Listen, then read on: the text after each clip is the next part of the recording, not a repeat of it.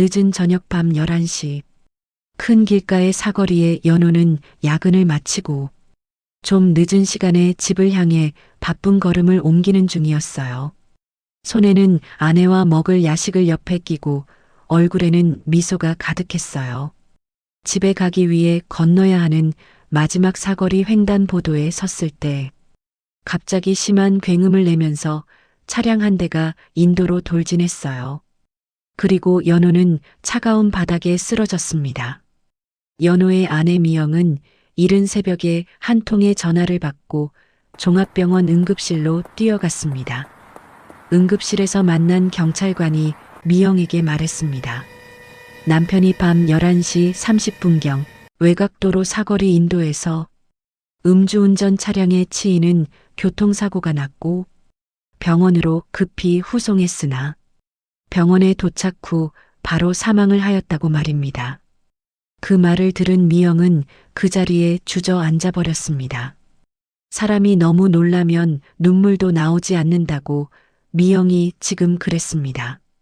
아무 소리도 아무 생각도 없는 사람처럼 그냥 바닥만 쳐다보고 있었습니다.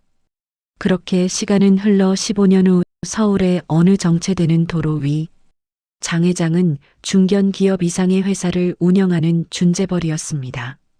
검은 벤츠를 타고 운전사가 핸들을 잡았고 뒷좌석에서 그는 휴대폰 화면을 바라보고 있었습니다. 오후 3시 도시 중심의 횡단보도였어요. 신호가 파란색으로 바뀌었고 차 앞으로 학생들이 건너기 시작했습니다. 교복을 입은 아이들, 핸드폰을 보며 걷는 아이들, 친구와 웃으며 걷는 아이들, 그 중에서 한 명이 눈에 들어왔습니다. 고개를 약간 숙인 옆모습, 교복 안으로 보이는 가는 어깨, 그리고 그 턱선. 순간 장 회장의 숨이 멎었습니다. 차량은 천천히 움직이고 있었고 학생은 계속 걸어가고 있었습니다. 장 회장의 눈은 그 학생을 따라갔어요. 기쁨이 먼저 스쳤습니다. 혹시 아들이? 하지만 그 기쁨은 오래가지 않았습니다. 공포가 뒤따라왔거든요. 아니다. 아들은 죽었지. 회장은 자신의 손이 떨리는 것을 느꼈습니다. 그럼 이 아이는 누구일까? 저렇게까지 닮을 수가 있나? 학생은 횡단보도를 다 건너갔습니다. 그리고 골목으로 사라졌어요. 장 회장은 더 이상 참을 수 없었습니다. 저 학생을 따라가 주게. 네. 기사의 목소리에는 당황스러움이 섞여 있었습니다. 하지만 그는 별다른 대꾸를 하지 않았습니다. 20년을 함께 일해온 운전사는 자신의 회장이 처음 보이는 이런 태도가 뭔가 심상치 않다는 것을 알았습니다. 차량은 천천히 골목으로 접어들었습니다. 장 회장의 심장은 계속 빠르게 뛰고 있었습니다. 15년을 억눌러 두었던 무언가가 깨어나고 있었습니다. 차량은 학생이 사라진 골목으로 조용히 들어섰습니다. 좁은 골목 끝에는 작고 오래된 시장 골목이 있었어요. 낡은 천막, 오래된 간판, 철제 난로에서 올라오는 냄새.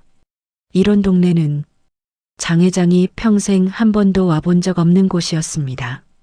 그런데도 지금 그는 창밖에서 눈을 떼지 못하고 있었어요. 차량은 노점이 늘어선 좁은 길목에서 멈췄습니다. 운전기사가 조심스럽게 말했습니다. 회장님, 더 이상 차가 들어가질 못합니다. 어떻게 할까요? 장 회장은 잠시 아무 말이 없었습니다.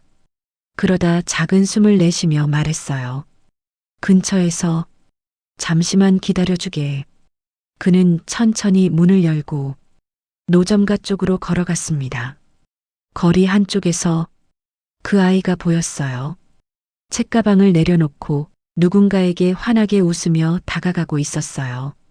그 아이가 향한 곳은 작은 국수 노점이었습니다. 노점 앞에는 한 여자가 서 있었어요. 머리는 질끈 묶여 있었고 앞치마는 군데군데 달아 있었어요. 손등은 거칠었고 겨울바람 때문인지 손가락 마디가 부어 있었습니다. 그때 아이가 말했습니다. 엄마. 그 한마디에 장 회장의 발걸음이 멈췄습니다. 여자는 아이를 보고 잔잔하게 웃었습니다. 아들 왔니? 배고프지? 엄마가 국수 금방 해줄게. 지쳐 보였지만 익숙한 동작이었습니다. 오래 반복해온 사람의 손놀림 같았어요. 장 회장은 멀리서 그 모습을 가만히 바라보고 있었습니다. 아무 말도 하지 못한 채로요. 아이의 얼굴, 웃는 표정, 몸짓 하나하나가 눈에서 떨어지지 않았습니다. 아이가 다시 말했습니다.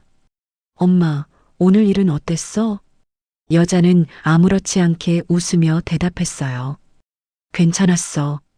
너는? 둘은 잠시 이야기를 나눴고 그 모습은 너무도 평범했습니다. 그 평범함이 오히려 낯설게 느껴질 만큼이었어요. 장 회장은 한동안 발을 떼지 못했어요. 마치 땅에 붙잡힌 사람처럼요. 멀리서 운전기사가 조심스럽게 불렀습니다. 회장님, 괜찮으십니까? 장 회장은 고개만 한번 끄덕였습니다. 그리고 돌아서며 말했어요. 집으로 가지. 차로 돌아가기 전 그는 마지막으로 노점을 한 번 더 바라봤습니다. 아이의 웃는 얼굴, 여자의 지친 어깨, 둘이 나란히 서 있는 모습, 그 장면이 어린 시절의 자기 아들, 그리고 그 옆에 있던 한 여자의 모습과 순간 겹쳐 보였습니다. 차 문이 철컥하고 닫혔고 차는 다시 움직이기 시작했습니다.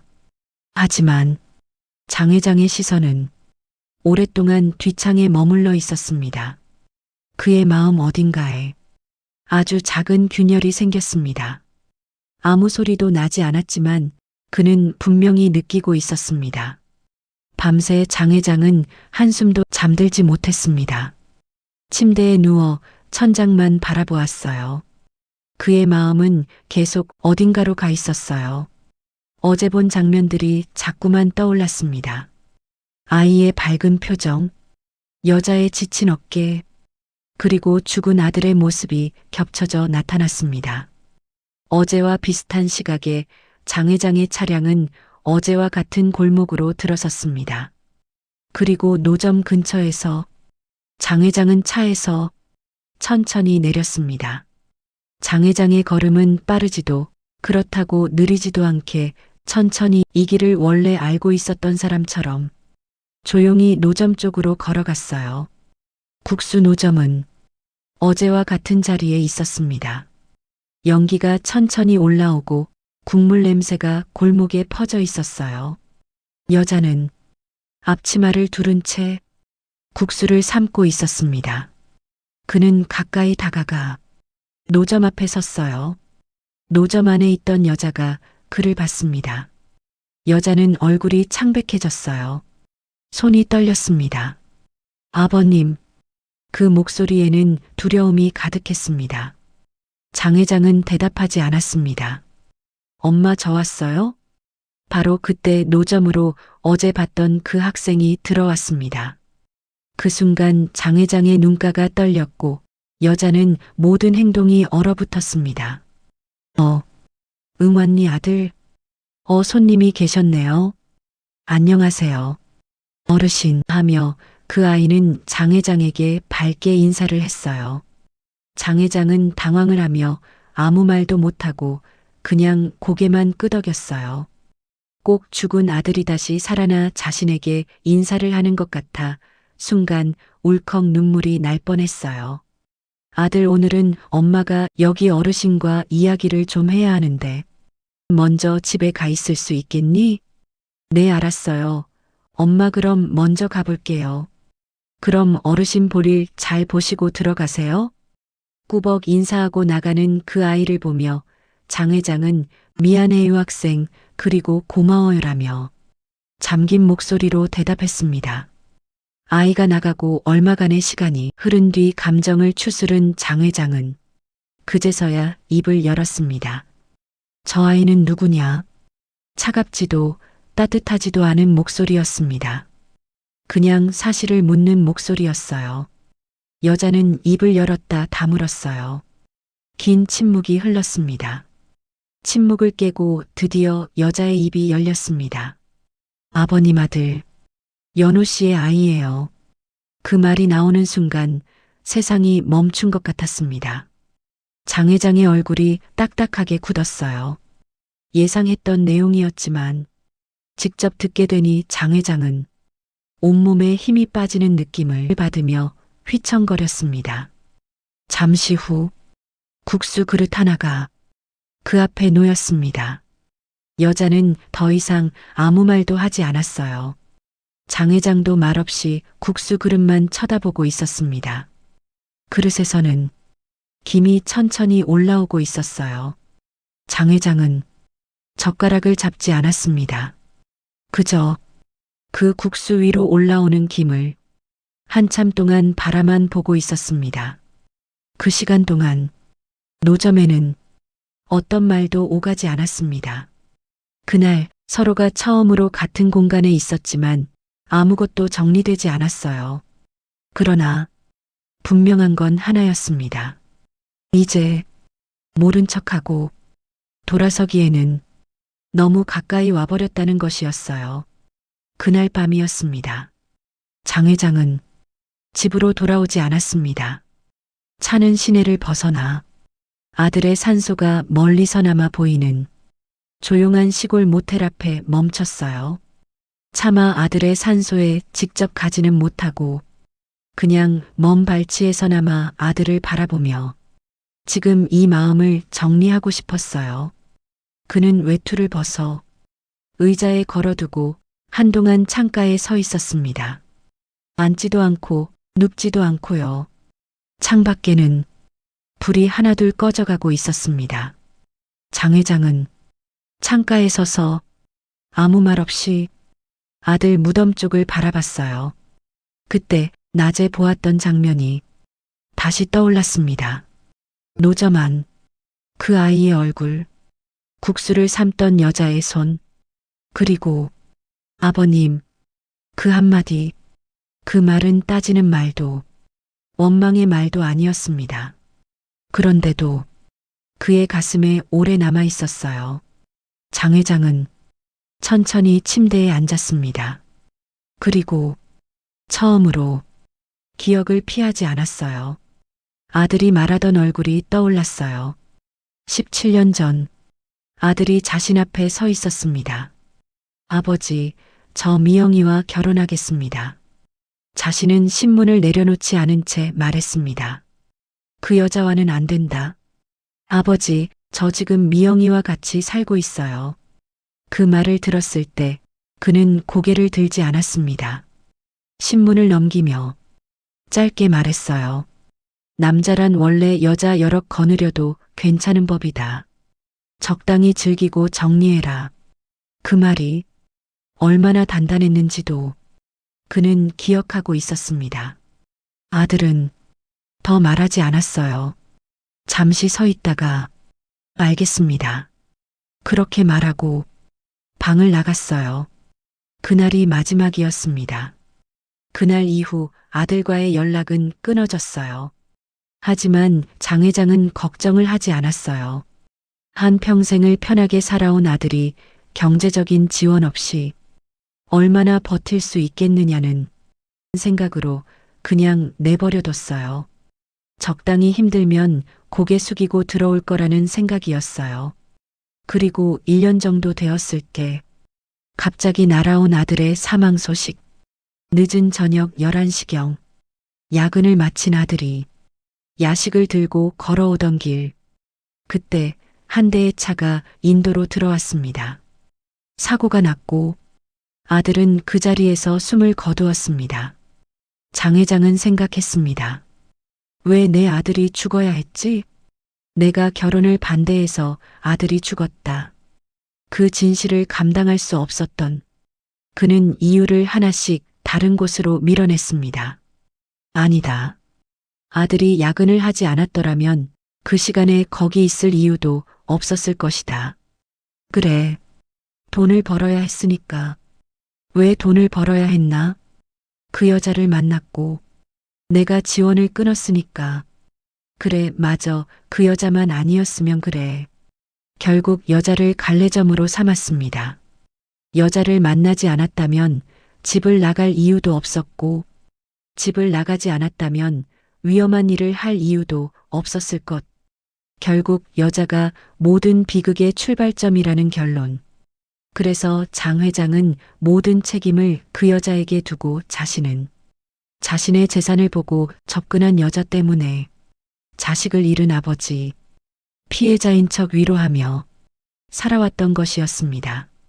그런데 이제는 달라졌어요. 그 여자의 행동이 이렇게 증명이 된 이상 자기 아들과의 사랑도 진실이었다는 것을 더 이상 외면할 수 없었어요. 시아버지는 손으로 얼굴을 가렸어요. 울음은 나오지 않았습니다.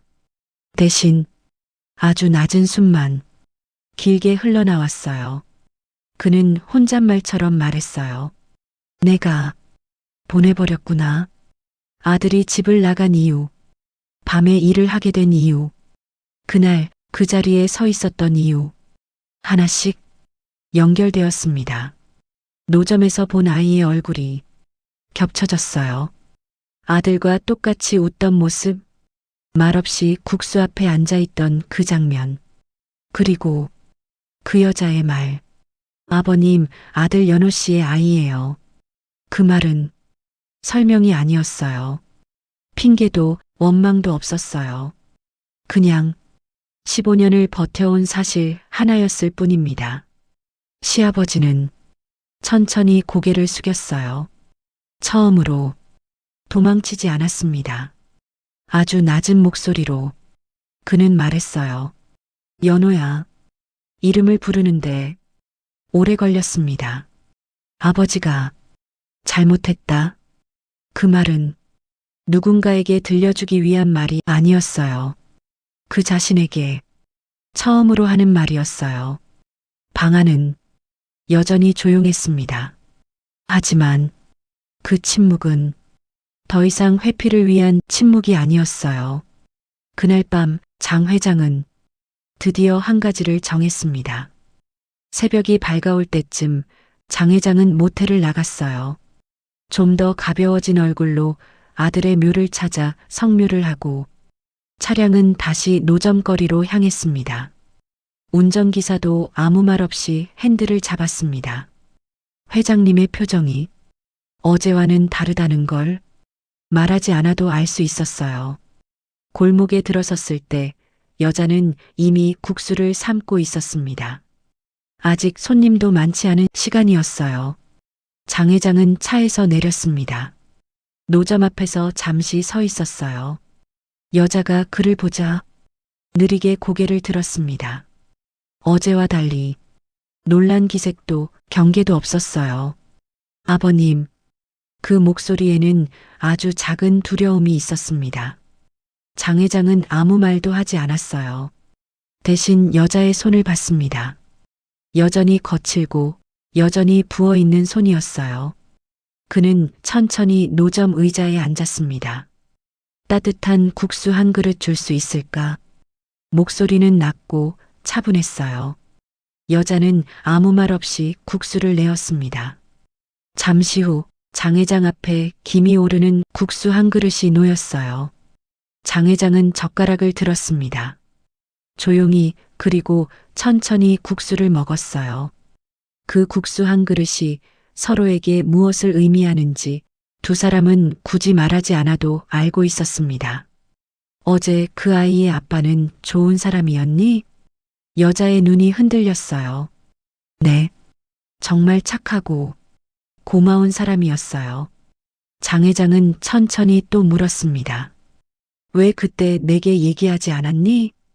여자는 잠시 대답을 찾지 못하다가 창밖을 바라보며 말했습니다.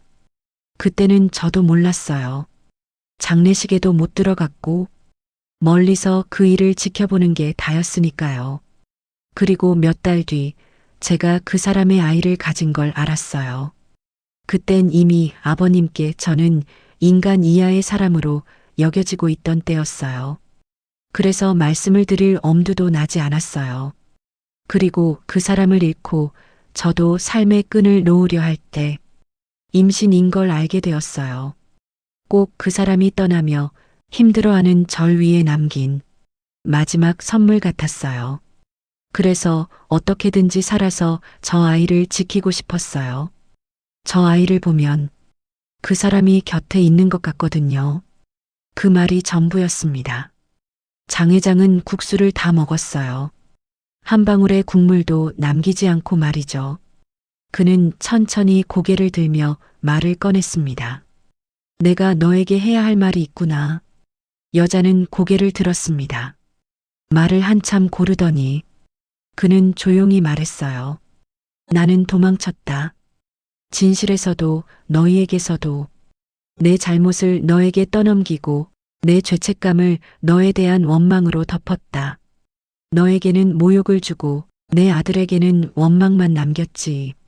하지만 이 모든 건 내가 믿지 못해 생긴 일이다. 그는 아주 작은 목소리로 덧붙였습니다. 아가야, 내가 연호를 얼마나 사랑하는지 나는 끝까지 보려 하지 않았어. 말을 잇기 어려워 잠시 숨을 고르고 장 회장은 깊게 고개를 숙였습니다. 용서해 줄 수 있겠니? 여자는 한동안 아무 말도 하지 않았습니다. 자신도 모르게 눈에 천천히 눈물이 고였어요. 아버님, 우리가 살아온 시간이 짧지 않습니다. 그리고 아이도 많이 컸어요. 그 말에는 비난도 거절도 없었습니다.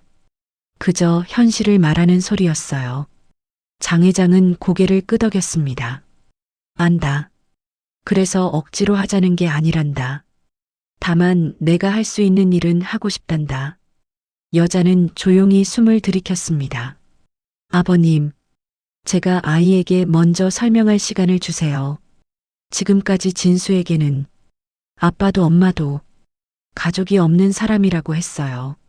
그래서 할아버지, 할머니가 있다는 사실을 어떻게 받아들일지 모르겠어요. 그리고 조심스레 말을 이었습니다. 이틀 뒤 연호 씨 산소에 가려고 해요. 그때 거기서 처음 만나주시는 게 좋을 것 같습니다. 장 회장은 고개를 끄덕였어요. 그래, 고맙구나. 내가 너무 내 생각만 했어. 그는 노점을 나서며 여자의 손을 다시 한번 조용히 바라봤습니다. 그 손이 그동안 어떻게 살아왔는지 설명해주는 해답지 같은 것이었습니다. 장 회장이 집에 돌아오자 아내가 말했습니다. 당신 다녀왔어요? 장 회장은 아내의 손을 잡았습니다. 천천히 한마디씩 말하기 시작했습니다. 당신 내가 하는 말 놀라지 말고 들어. 아이고, 또 무슨 이야기를 하려고? 아내는 투덜거렸지만 그의 손에서 힘이 느껴졌습니다. 우리 연호에게 아들이 있어. 아내의 얼굴이 하얗게 질렸습니다. 연호의 아이가? 그래. 우리 손주 말이야. 그는 침착하게 있었던 일을 모두 이야기했습니다. 아내는 결국 눈물을 터뜨렸습니다. 벌떡 일어나 코트를 챙겨 입으며 외쳤습니다. 지금 당장 데려와야지. 지금 뭐하고 있어 빨리. 그 아이 얼마나 힘들었겠어. 장 회장은 아내의 손을 잡고 조용히 말렸습니다. 그 아이에게 시간이 필요해. 지금 나서면 혹시 더 안 좋은 결과를 낳을 수도 있어. 우리 며느리를 믿고 이틀만 기다리자. 드디어 장 회장이 미영 씨를 며느리로 인정하는 순간이었습니다. 아내는 한참을 울다가 지쳐 잠들었습니다. 주말 아침 아들의 산소가 있는 곳 장 회장과 아내는 천천히 산길을 올랐습니다. 걷는 내내 부부는 어떤 말도 하지 않았어요. 산소 앞에는 미영과 아이가 서 있었습니다. 네 사람이 처음으로 한자리에 섰습니다. 어색하지만 어떤 끈이 연결된 듯한 순간이었어요. 장 회장은 비석을 만지며 말했어요. 연호야. 목이 메었습니다. 아내는 며느리가 챙겨온 음식을 보며 며느리의 손을 잡고 조용히 눈물을 흘렸어요. 장 회장은 울지 않았습니다. 대신 비석 앞에서 무릎을 꿇었어요. 연호야, 아비가 잘못했다. 그 순간 미영이 절을 하고 손주가 조심스레 산소에 절을 했습니다. 그리고 미영은 아이에게 말했습니다. 진수야, 이분들이 너의 할아버지와 할머니야. 할머니는 쓰러지듯 아이를 껴안고 울었고 장 회장은 눈물을 삼키며 하늘만 바라보았습니다. 손주가 무덤 앞에서 마치 살아있는 아빠에게 귓속말 하듯이 속삭였어요. 아빠, 할아버지가 저를 찾아주셨어요. 이거 아빠가 도와주신 거죠, 그렇죠? 고마워요, 아빠. 그 말에 시아버지는 끝내 눈을 감았습니다. 1년 후 장 회장 저택의 거실. 아들의 사진이 걸려 있고 아래에는 4명의 새 가족 사진이 있었습니다. 시아버지, 아내, 며느리, 그리고 손주. 손주는 오늘 교환 장학생으로 미국으로 떠나는 날이었습니다. 공항 가는 차에서 장 회장은 말했습니다. 너는 우리 집안의 진정한 유산이다. 그 말에 손주는 손을 꼭 잡았습니다. 네, 할아버지. 아버지에게 부끄럽지 않게 살게요. 미영은 조용히 창밖을 보며 눈물을 흘렸습니다. 슬픔이 아니라 오래된 고독이 끝난 눈물이었습니다. 밤새 장 회장은 한숨도 잠들지 못했습니다. 침대에 누워 천장만 바라보았어요. 그의 마음은 계속 어딘가로 가 있었어요. 어제 본 장면들이 자꾸만 떠올랐습니다. 아이의 밝은 표정, 여자의 지친 어깨, 그리고 죽은 아들의 모습이 겹쳐져 나타났습니다. 어제와 비슷한 시각에 장 회장의 차량은 어제와 같은 골목으로 들어섰습니다. 그리고 노점 근처에서 장 회장은 차에서 천천히 내렸습니다. 장 회장의 걸음은 빠르지도 그렇다고 느리지도 않게 천천히 이 길을 원래 알고 있었던 사람처럼 조용히 노점 쪽으로 걸어갔어요. 국수 노점은 어제와 같은 자리에 있었습니다. 연기가 천천히 올라오고 국물 냄새가 골목에 퍼져 있었어요. 여자는 앞치마를 두른 채 국수를 삶고 있었습니다. 그는 가까이 다가가 노점 앞에 섰어요. 노점 안에 있던 여자가 그를 봤습니다. 여자는 얼굴이 창백해졌어요. 손이 떨렸습니다. 아버님, 그 목소리에는 두려움이 가득했습니다. 장 회장은 대답하지 않았습니다. 엄마 저 왔어요? 바로 그때 노점으로 어제 봤던 그 학생이 들어왔습니다. 그 순간 장 회장의 눈가가 떨렸고 여자는 모든 행동이 얼어붙었습니다. 응왔니 아들? 손님이 계셨네요. 안녕하세요. 어르신 하며 그 아이는 장 회장에게 밝게 인사를 했어요. 장 회장은 당황을 하며 아무 말도 못하고 그냥 고개만 끄덕였어요. 꼭 죽은 아들이 다시 살아나 자신에게 인사를 하는 것 같아 순간 울컥 눈물이 날 뻔했어요. 아들, 오늘은 엄마가 여기 어르신과 이야기를 좀 해야 하는데 먼저 집에 가 있을 수 있겠니?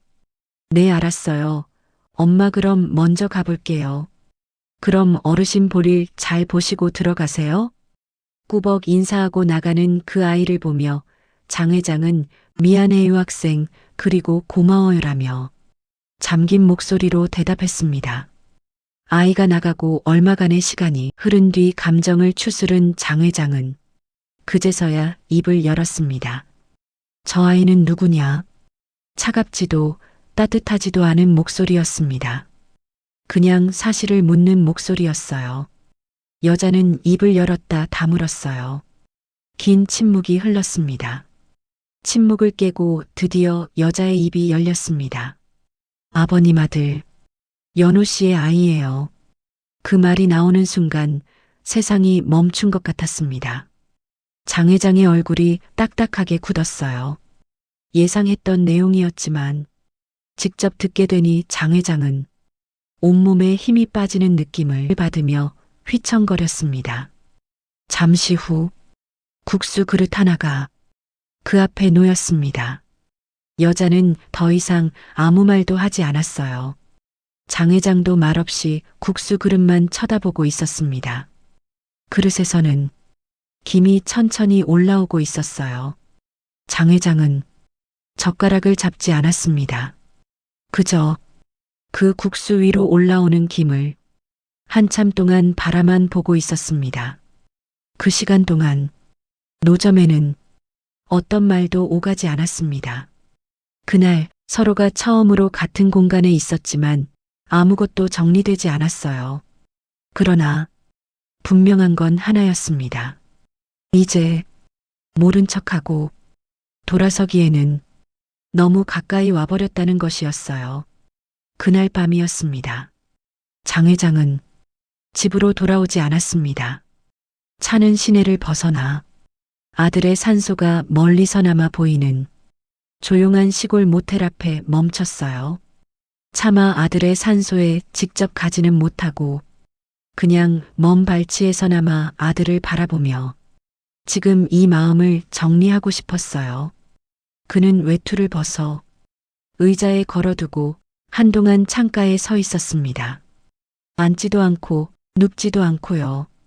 창밖에는 불이 하나둘 꺼져가고 있었습니다.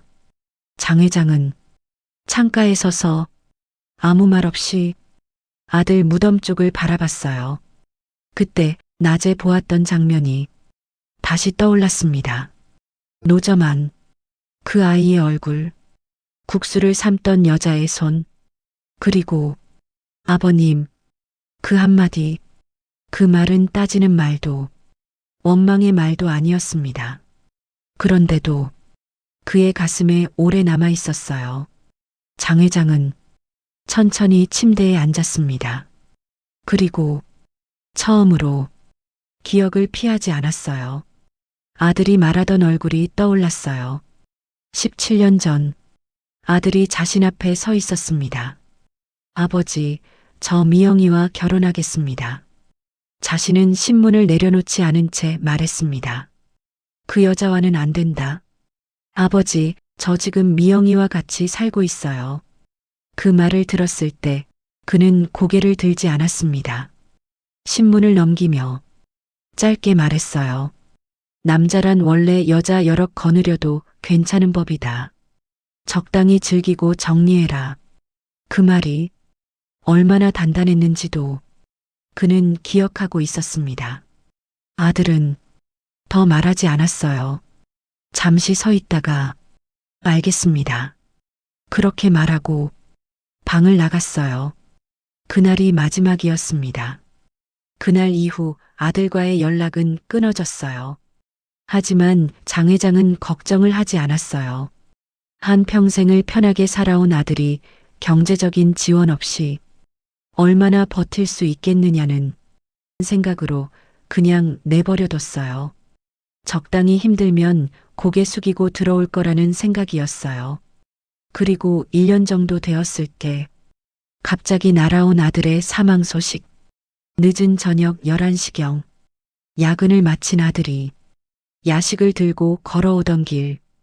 그때 한 대의 차가 인도로 들어왔습니다. 사고가 났고 아들은 그 자리에서 숨을 거두었습니다. 장 회장은 생각했습니다. 왜 내 아들이 죽어야 했지? 내가 결혼을 반대해서 아들이 죽었다. 그 진실을 감당할 수 없었던 그는 이유를 하나씩 다른 곳으로 밀어냈습니다. 아니다. 아들이 야근을 하지 않았더라면 그 시간에 거기 있을 이유도 없었을 것이다. 그래. 돈을 벌어야 했으니까. 왜 돈을 벌어야 했나? 그 여자를 만났고 내가 지원을 끊었으니까. 그래, 맞아. 그 여자만 아니었으면 그래. 결국 여자를 갈래점으로 삼았습니다. 여자를 만나지 않았다면 집을 나갈 이유도 없었고 집을 나가지 않았다면 위험한 일을 할 이유도 없었을 것. 결국 여자가 모든 비극의 출발점이라는 결론.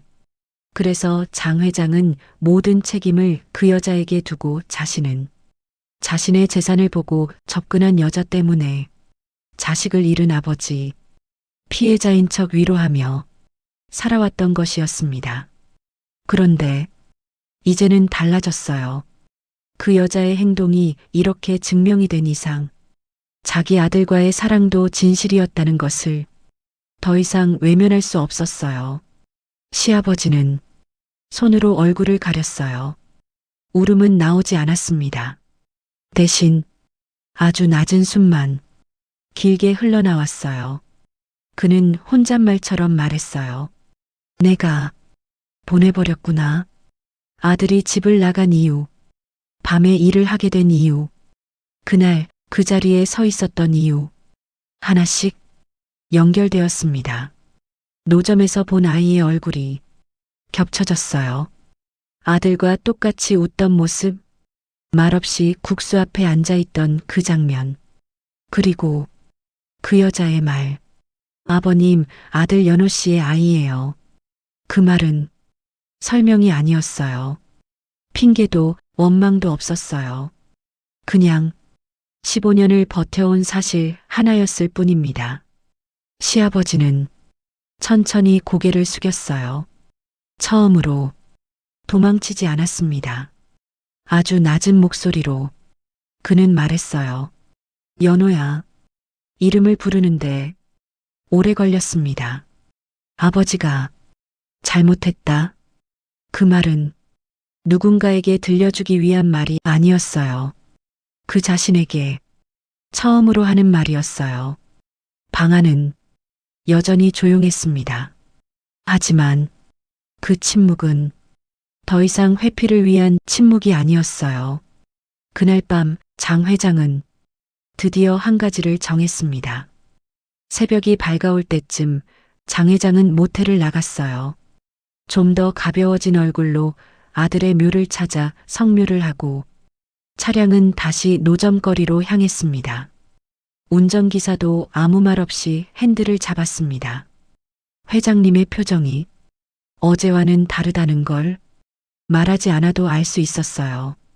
골목에 들어섰을 때 여자는 이미 국수를 삶고 있었습니다. 아직 손님도 많지 않은 시간이었어요. 장 회장은 차에서 내렸습니다. 노점 앞에서 잠시 서 있었어요. 여자가 그를 보자 느리게 고개를 들었습니다. 어제와 달리 놀란 기색도 경계도 없었어요. 아버님, 그 목소리에는 아주 작은 두려움이 있었습니다. 장 회장은 아무 말도 하지 않았어요. 대신 여자의 손을 봤습니다. 여전히 거칠고 여전히 부어있는 손이었어요. 그는 천천히 노점 의자에 앉았습니다. 따뜻한 국수 한 그릇 줄 수 있을까? 목소리는 낮고 차분했어요. 여자는 아무 말 없이 국수를 내었습니다. 잠시 후 장 회장 앞에 김이 오르는 국수 한 그릇이 놓였어요. 장 회장은 젓가락을 들었습니다. 조용히 그리고 천천히 국수를 먹었어요. 그 국수 한 그릇이 서로에게 무엇을 의미하는지 두 사람은 굳이 말하지 않아도 알고 있었습니다. 어제 그 아이의 아빠는 좋은 사람이었니? 여자의 눈이 흔들렸어요. 네, 정말 착하고 고마운 사람이었어요. 장 회장은 천천히 또 물었습니다. 왜 그때 내게 얘기하지 않았니? 여자는 잠시 대답을 찾지 못하다가 창밖을 바라보며 말했습니다. 그때는 저도 몰랐어요. 장례식에도 못 들어갔고 멀리서 그 일을 지켜보는 게 다였으니까요. 그리고 몇 달 뒤 제가 그 사람의 아이를 가진 걸 알았어요. 그땐 이미 아버님께 저는 인간 이하의 사람으로 여겨지고 있던 때였어요. 그래서 말씀을 드릴 엄두도 나지 않았어요. 그리고 그 사람을 잃고 저도 삶의 끈을 놓으려 할 때 임신인 걸 알게 되었어요. 꼭 그 사람이 떠나며 힘들어하는 절 위에 남긴 마지막 선물 같았어요. 그래서 어떻게든지 살아서 저 아이를 지키고 싶었어요. 저 아이를 보면 그 사람이 곁에 있는 것 같거든요. 그 말이 전부였습니다. 장 회장은 국수를 다 먹었어요. 한 방울의 국물도 남기지 않고 말이죠. 그는 천천히 고개를 들며 말을 꺼냈습니다. 내가 너에게 해야 할 말이 있구나. 여자는 고개를 들었습니다. 말을 한참 고르더니 그는 조용히 말했어요. 나는 도망쳤다. 진실에서도 너희에게서도 내 잘못을 너에게 떠넘기고 내 죄책감을 너에 대한 원망으로 덮었다. 너에게는 모욕을 주고 내 아들에게는 원망만 남겼지. 하지만 이 모든 건 내가 믿지 못해 생긴 일이다. 그는 아주 작은 목소리로 덧붙였습니다. 아가야, 내가 연호를 얼마나 사랑하는지 나는 끝까지 보려 하지 않았어. 말을 잇기 어려워 잠시 숨을 고르고 장 회장은 깊게 고개를 숙였습니다. 용서해 줄 수 있겠니? 여자는 한동안 아무 말도 하지 않았습니다. 자신도 모르게 눈에 천천히 눈물이 고였어요. 아버님, 우리가 살아온 시간이 짧지 않습니다. 그리고 아이도 많이 컸어요. 그 말에는 비난도 거절도 없었습니다. 그저 현실을 말하는 소리였어요. 장 회장은 고개를 끄덕였습니다. 안다. 그래서 억지로 하자는 게 아니란다. 다만 내가 할 수 있는 일은 하고 싶단다. 여자는 조용히 숨을 들이켰습니다. 아버님, 제가 아이에게 먼저 설명할 시간을 주세요. 지금까지 진수에게는 아빠도 엄마도 가족이 없는 사람이라고 했어요. 그래서 할아버지, 할머니가 있다는 사실을 어떻게 받아들일지 모르겠어요. 그리고 조심스레 말을 이었습니다. 이틀 뒤 연호 씨 산소에 가려고 해요. 그때 거기서 처음 만나주시는 게 좋을 것 같습니다. 장 회장은 고개를 끄덕였어요. 그래, 고맙구나. 내가 너무 내 생각만 했어. 그는 노점을 나서며 여자의 손을 다시 한번 조용히 바라봤습니다. 그 손이 그동안 어떻게 살아왔는지 설명해주는 해답지 같은 것이었습니다. 장 회장이 집에 돌아오자 아내가 말했습니다. 당신 다녀왔어요? 장 회장은 아내의 손을 잡았습니다. 천천히 한마디씩 말하기 시작했습니다. 당신 내가 하는 말 놀라지 말고 들어. 아이고, 또 무슨 이야기를 하려고? 아내는 투덜거렸지만 그의 손에서 힘이 느껴졌습니다. 우리 연호에게 아들이 있어. 아내의 얼굴이 하얗게 질렸습니다. 연호의 아이가? 그래. 우리 손주 말이야. 그는 침착하게 있었던 일을 모두 이야기했습니다. 아내는 결국 눈물을 터뜨렸습니다. 벌떡 일어나 코트를 챙겨 입으며 외쳤습니다. 지금 당장 데려와야지. 지금 뭐하고 있어 빨리. 그 아이 얼마나 힘들었겠어. 장 회장은 아내의 손을 잡고 조용히 말렸습니다. 그 아이에게 시간이 필요해. 지금 나서면 혹시 더 안 좋은 결과를 낳을 수도 있어. 우리 며느리를 믿고 이틀만 기다리자. 드디어 장 회장이 미영 씨를 며느리로 인정하는 순간이었습니다. 아내는 한참을 울다가 지쳐 잠들었습니다. 주말 아침 아들의 산소가 있는 곳 장 회장과 아내는 천천히 산길을 올랐습니다. 걷는 내내 부부는 어떤 말도 하지 않았어요. 산소 앞에는 미영과 아이가 서 있었습니다. 네 사람이 처음으로 한자리에 섰습니다. 어색하지만 어떤 끈이 연결된 듯한 순간이었어요. 장 회장은 비석을 만지며 말했어요. 연호야. 목이 메었습니다. 아내는 며느리가 챙겨온 음식을 보며 며느리의 손을 잡고 조용히 눈물을 흘렸어요. 장 회장은 울지 않았습니다. 대신 비석 앞에서 무릎을 꿇었어요. 연호야, 아비가 잘못했다. 그 순간 미영이 절을 하고 손주가 조심스레 산소에 절을 했습니다. 그리고 미영은 아이에게 말했습니다. 진수야, 이분들이 너의 할아버지와 할머니야. 할머니는 쓰러지듯 아이를 껴안고 울었고 장 회장은 눈물을 삼키며 하늘만 바라보았습니다. 손주가 무덤 앞에서 마치 살아있는 아빠에게 귓속말 하듯이 속삭였어요. 아빠, 할아버지가 저를 찾아주셨어요. 이거 아빠가 도와주신 거죠, 그렇죠? 고마워요, 아빠. 그 말에 시아버지는 끝내 눈을 감았습니다. 1년 후 장 회장 저택의 거실. 아들의 사진이 걸려 있고 아래에는 4명의 새 가족 사진이 있었습니다. 시아버지, 아내, 며느리, 그리고 손주. 손주는 오늘 교환 장학생으로 미국으로 떠나는 날이었습니다. 공항 가는 차에서 장 회장은 말했습니다. 너는 우리 집안의 진정한 유산이다. 그 말에 손주는 손을 꼭 잡았습니다. 네, 할아버지. 아버지에게 부끄럽지 않게 살게요. 미영은 조용히 창밖을 보며 눈물을 흘렸습니다. 슬픔이 아니라 오래된 고독이 끝난 눈물이었습니다.